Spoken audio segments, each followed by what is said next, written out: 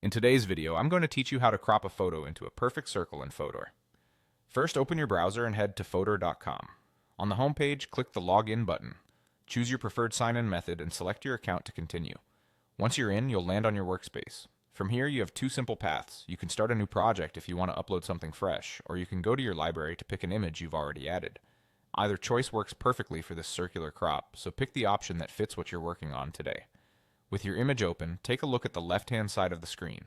You'll see a panel of editing tools. Click Adjust to reveal more options, then find and select Crop.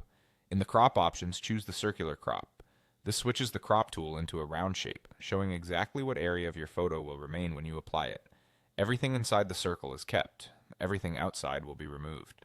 Now adjust the circle to your preference. Click and drag the handles on the edge to make the circle larger or smaller. You can also click inside the circle and drag it to reposition it over your subject. For portraits, centering the face works well, but leave a little breathing room around the edges so the circle doesn't feel cramped. For logos and objects, aim to frame the most important details and keep the circle balanced on all sides.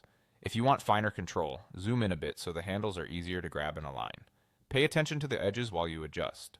A clean circular frame looks best when nothing important like hair, shoulders, or text gets clipped. If the background has distractions, shift the circle slightly so your subject sits clearly in the center. Take a moment to preview how it feels visually.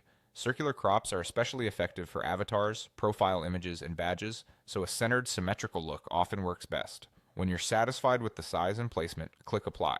This confirms the circular crop and finalizes the look. If you realize something needs a tweak right after, you can undo and refine the circle again until it's just right. And that's it.